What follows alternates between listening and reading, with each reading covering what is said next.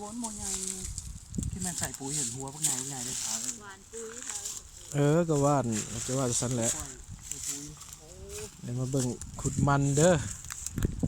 ท่านดาว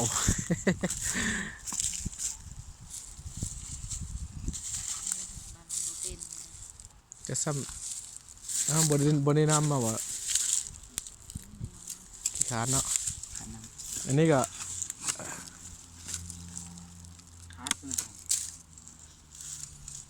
นี่ตัวทำ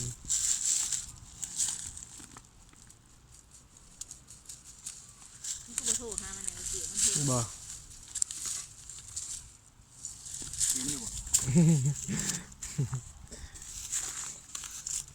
บ้าเหรอมันพัน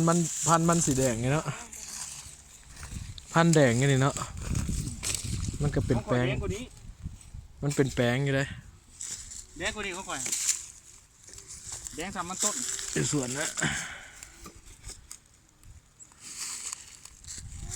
มันก็ใหญ่อยู่ได้ล่ะโอ้เป็นคันบอลได้มันอยู่ในห่มนะมันบอกเป็นเต้าหรือนะมันอันนี้นะ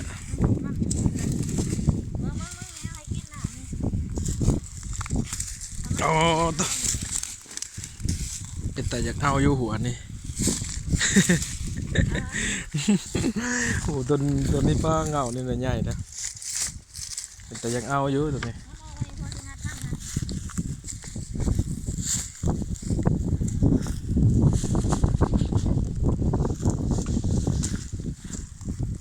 เฮ้ยมางัดมึงดูนั่นนะ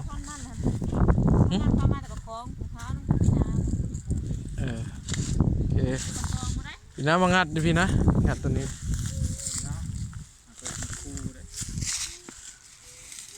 ดีละมางัดมันซอยพ่อบ่ยังคะอย่ามันเปื่อนส่งเอ้ยนี่เฮ้ยงัดมึงดูหน่อยตัวนี้งามันแตกออกนี่หัวรกมันจะเป็นไงหรือเปล่ามันก็รกเติบแต่มันได้นี่ใช่แล้วครับมันก็แม่นนะหน้าหัวมันใหญ่ๆนะเอารถไถอยู่ในอันนั้นบ่ป้อมนะบ่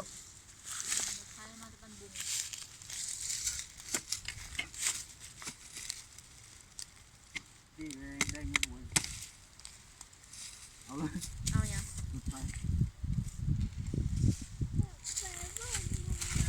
กระดาวได้เลยแหละเราไทยบินเนี่ยเอาเบอร์คาพวกนี้นะเอาเงินไว้เพียงสักเงินกับไว้ใช่ว่าจะหนีเจ้าตัวสิบใช่แล้วกินที่ยากไม่ใช่บาทแต่บ่ใช่เงินมันมี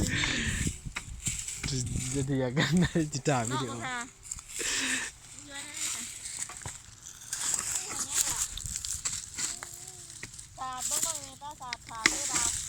มันคือหักเนาะพันมันสีแดงเนาะแดงกับโบแดงก็ได้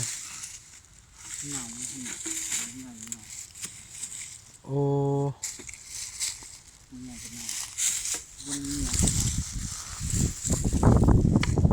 ตัดต่ำเป็นช้าเลยฉันตัดต่ำเหมือนตัดต่ำปู